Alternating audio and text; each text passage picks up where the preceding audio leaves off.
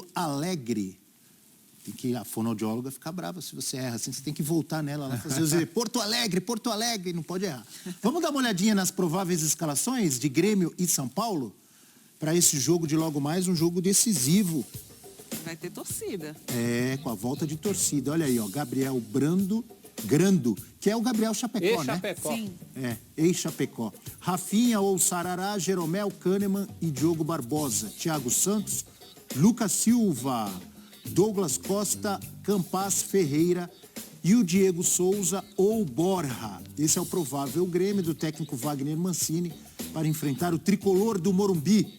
Como vem o São Paulo, que venceu o Sport no final de semana? Thiago Volpe, Igor Vinícius, Arboleda, Miranda e Reinaldo. Nestor ali no meio, com Igor Gomes e Gabriel Sara. É a base do tricolor, a base de Cotia, no time profissional do São Paulo, que pode ter também Vitor Bueno ou Benítez. Benítez titular, será? Caleri e Rigoni. O Viola tá só balançando a cabeça aqui. Benítez tem que ser titular, Viola? Tá na hora? Tá na hora, né? Mas ele não era titular com o Crespo, aí o empresário reclamou, a torcida reclamou, aí vem o Rogério Ceni, ele continua no banco de reservas. Tá faltando alguma coisa aí pro Benítez, né? O problema deve ser o técnico, né? É o técnico? Deve ser. Mas o técnico já deu a letra do que está faltando e é o que falta há algum tempo ao Benítez, que é uma... Desde o Vasco. Exato, é uma entrega maior ao jogo. E o jogo não se resume a dar assistência, a lançar, a deixar um companheiro na cara do gol. Isso é muito importante para o trabalho do meia. Mas hoje, o cara que faz só isso, dificilmente resiste, dificilmente consegue jogar 90 minutos e ser titular num time como o São Paulo. Então, em algum ponto, o Benítez tem que fazer essa virada de chave na carreira, em que ele consiga ser mais intenso, mais participativo, consiga ajudar mais o sistema defensivo. Então, a partir do momento em que o Benítez for um jogador mais voluntarioso nesse aspecto, ele vai ter mais oportunidades. Quem vê o segundo tempo do São Paulo contra o Sport pensa, esse cara tem que ser titular absoluto.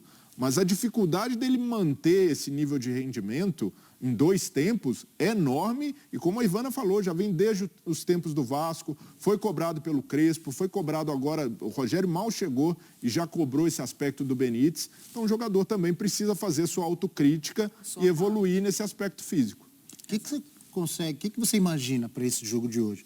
Analisando as escalações que a gente viu ali na tela e a situação desesperadora do Grêmio, e de necessidade também, o São Paulo ainda precisa vencer, não só para eliminar de vez esse risco de rebaixamento, mas para pensar em algo maior, em competições sul-americanas. Dá para imaginar como vai ser esse jogo ou é difícil? Eu vejo um cenário um pouco mais favorável ao São Paulo, de menos pressão, jogar um pouco mais leve, conseguir uma vitória contra o Sport. O ponto fora da curva foi o jogo contra o Atlético, aquele 0-0 no Morumbi. Mas ainda assim o São Paulo vem para mim, em ascensão, num ponto mais positivo. Conseguiu dar uma arrancada para deixar o rebaixamento um pouco mais de lado. Então, nesse aspecto, eu acredito que o São Paulo tenha condições de fazer um jogo mais leve, e mesmo considerando que o Grêmio tem bons nomes no seu time titular, um momento de pressão, de precisar ganhar de qualquer forma, pode atrapalhar. Então, no aspecto emocional, eu vejo que o São Paulo tem até apontaria como favorito, mesmo jogando fora de casa. E eu fico em dúvida, Ivana, se essa volta da torcida do Grêmio vai ajudar ou atrapalhar mais nesse momento complicado que o Grêmio vive. E é um fator a mais para o São Paulo ir com paciência, né? Parcimônia, fazer o seu jogo, porque o Grêmio está com nervos à flor da pele há muitas rodadas, né? E aí tem a volta da torcida, tem o fator arbitragem, né, que pesa também para incrementar essa tensão pré-jogo. E o São Paulo não pode cair nessa. O São Paulo tem que fazer o dele. Tem que ir lá jogar, porque o São Paulo ainda corre por fora de Libertadores. Porque esse campeonato está tão maluco que quem sabe um G8, né? Então o São Paulo vai lá, faz o jogo dele, tem condições de conseguir a vitória, porque o Grêmio realmente é uma situação muito crítica e é um time que oscila demais. Eu acredito que o Grêmio vai entrar com muita vontade, vai querer jogar, só que o Grêmio oscila muito em termos de qualidade de jogo e psicologicamente nem se fala. Então, a possibilidade do São Paulo ir com calma, fazer o jogo dele e conseguir esses 3 pontos, que podem ser muito importantes até o fim dessa temporada, tudo pode acontecer, é o que tem que fazer, é o que tem que ser feito. Eu estou olhando aqui a tabela, o São Paulo em 12º Sim. lugar com 45 pontos, 45 que normalmente salva, mas não dá para garantir, né? Ainda mais nesse ano, né? O Juventude voltou a vencer. Enfim, São Paulo tem que pensar, de repente, numa Sul-Americana ou até numa Libertadores, é mais complicado. E o Grêmio, 18º, 36 pontos ganhos. Professor Celso Zelt, é um Grêmio São Paulo, e a gente conversava um pouquinho antes do programa, que o Grêmio, ele tem, nos últimos jogos, ele tem momentos bons dentro do jogo, mas de uma hora para outra um jogador é expulso de bobeira, tem um pênalti desnecessário. Isso aconteceu várias vezes, contra o Palmeiras, por exemplo, e outros jogos do Grêmio. De que forma o São Paulo pode aproveitar essa oscilação do Grêmio dentro das partidas? O que você consegue pensar, imaginar para esse jogo de logo mais? Eu acho que primeiro a gente tem que pensar como vai vir esse Grêmio, né? E isso tem muito a ver com o jogo preliminar, vamos colocar assim, né? Porque o Grêmio já entra sabendo o resultado do Bahia contra o Galo. Se for favorável a ele, acho que esse jogo pode virar uma guerra. São Paulo tem que estudar muito e bastante precavido. São Paulo tem que ir na dele, como se fala. Quem tem que se esfalfar nesse momento, pelo menos em princípio, é o Grêmio. São Paulo não pode dar essa oportunidade, porque esses bons momentos que o Grêmio tem, aos quais você se referiu, o problema do Grêmio é que ele não tem aproveitado bem esses bons momentos na partida. Eu acho que a última vez que conseguiu fazer isso foi contra o Juventude. E mesmo assim acabou com um resultado apertado, aquele resultado de 3-2. Então eu acho que hoje a do São Paulo é ir muito na expectativa, especulando na dele. O Grêmio é que tem que correr. O Grêmio é que tem a corda muito mais no pescoço. O São Paulo já conseguiu resultados suficientes para até aceitar um empate em Porto Alegre. Por que não? Dentro das circunstâncias. Embora uma vitória hoje talvez catapultasse o São Paulo para uma coisa que o São Paulo frequentou muito pouco nos programas esportivos, que é aquela primeira tela da classificação que vai de 1 a 10, né? Isso seria importante para o São Paulo. Seria uma resposta para um ano que acabou decepcionante. Pintou até bem, com a conquista do Campeonato Paulista, com um bom futebol, com o Crespo. O São Paulo também teve lampejos. A gente falou dos lampejos do Grêmio. O São Paulo também teve seus lampejos de bom futebol nesse momento. E sobre o Benítez, o que ajuda o Benítez é que ele está entre parênteses ali, ao lado quem que era o Vitor jogador? Bueno, que não tava? era? Vitor Bueno. O Vitor Bueno.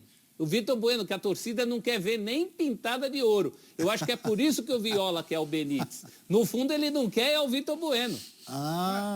Mas é isso. Para mim, não tem nenhuma discussão sobre o Benítez ser mais jogador que o Vitor Bueno. Mas a participação, a entrega, e o treinador observa isso. Ele sente o jogador que vai ajudar mais, que tem mais intensidade. E hoje não é o treinador não gosta de bom futebol. Cara, todo técnico, ainda mais o Rogério, que a gente pode criticar várias coisas, mas ele sempre tenta colocar o time para frente, um time com construção de jogadas.